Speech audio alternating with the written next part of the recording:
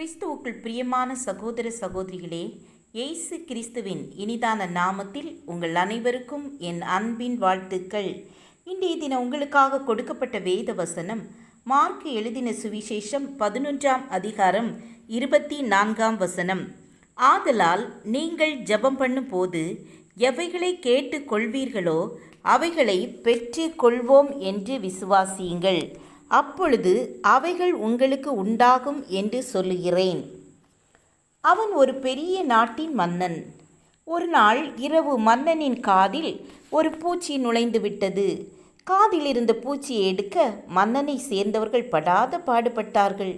அவர்கள் முயற்சி எதுவும் பலிக்கவில்லை. மன்னனின் பிரச்சனையை தீர்த்து வைப்பவர்களுக்கு பிரம்மாண்டமான பரிசுகள் அறிவிக்கப்பட்டன. எங்கிருந்தெல்லாமோ வைத்தியர்கள் வந்தார்கள். யாராலும் அந்த பூச்சியை வெளியே எடுக்க முடியவில்லை. மன்னனால் தூங்க முடியவில்லை. உணவும் குறைந்து விட்டது. மன்னன் பொலிவு இழந்தான். இந்த நேரத்தில் இமயமலையிலிருந்து ஒரு துறவி வந்து சேர்ந்தார். மன்னனின் காதை நன்றாக பரிசோதித்தார். இது மிகவும் அபூர்வ வகை பூச்சி. இங்குள்ள மூலிகைகளால் இது சரி பண்ண முடியாது. இங்கிருந்து 100 கிலோமீட்டர் தூரத்தில் உள்ள ஒரு காட்டில் விளையும் அபூர்வமான ஒரு மூலிகைக்குத்தான் இந்த பூச்சி கட்டுப்படும். இன்றே என் சீடர்களை அனுப்புகிறேன். எப்படியும் 1 மாத காலத்திற்குள் அவர்கள் திரும்பி வந்து விடுவார்கள். அதன்பின் உங்கள் பிரச்சனை முற்றிலுமாக தீர்ந்துவிடும். கவலைப்படாதீர்கள் என்றார். 3 வாரங்களில் சீடர்கள் மூலிகையுடன் வந்தார்கள். மறுநாள் காலை விடுவதற்கு முன்னால் மன்னனின் காதில் அந்த மூலிகை சாறு அரைத்து ஊற்றப்பட்டது. அடுத்த சில நொடிகளில் செத்த பூச்சி வெளியில் வந்து விழுந்தது. மன்னனிடம் அந்த பூச்சியை காட்டினார் துறவி. மன்னன் இப்போது நிம்மதியாக தூங்கினான். நன்றாக உண்டான். பழைய பொலிவு திரும்பிவிட்டது. அவருக்கும் அவருடைய சீடர்களுக்கும் உரிய மரியாதை செய்து அனுப்பி வைத்தான் மன்னன். அவர்கள் நாட்டு எல்லையை தாண்டியதும் துறவியின் சீடர்களில் ஒருவன் கேட்டான், குருவே, அந்த அற்புதமான மூலிகை பற்றி கொஞ்சம் சொல்லுங்களேன். துறவி புன்னகை பூத்தார். பூச்சி அத்தனை நாள் எங்கே இருந்தது என்று நினைக்கிறீர்கள்? மன்னனின் செவிக்குள். அதுதான் இல்லை, மன்னனின் காதிற்குள் பூச்சி போனது.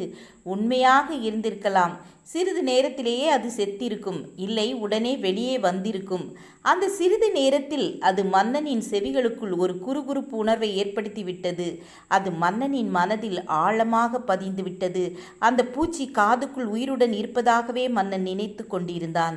குருவே, அதை விளக்கி சொல்லி மன்னனை குணப்படுத்தி இருக்கலாமே. மனோவியாதி அப்படி எளிதாக குணப்படுத்தி விட முடியாது. பிரச்சனை தீவிரமானது என்று பாசாங்கு செய்தேன். தொலைதூரத்தில் இருந்து மூலிகை வரவேண்டும் என்று பொய் சொன்னேன். அந்த மூலிகை நம் ஊரில் சாதாரணமாக விளையும் செடியின் இலைகள்தான். அதை யாரும் கவனிக்காமல் பார்த்து கொண்டேன். பின் ஒரு நாள் காலை இருட்டு நேரத்தில் மூலிகை சாறை மன்னனின் காதில் விட்டு ஏற்கனவே பிடித்து வைத்திருந்த ஒரு செத்த பூச்சியை காட்டினேன். மன்னன் நம்பிவிட்டான். அவன் மனநோயும் தீர்ந்தது. ஆம் என கண்பானவர்களே, மனதில் நுழைந்த பூச்சிதான் நம்மை சாகடித்து கொண்டிருக்கிறது. இன்று நம்மில் பலர் சூழ்நிலையை காரணம் காட்டி தமது வாழ்க்கையை தாமே கெடுத்து கொண்டிருக்கின்றார்கள்.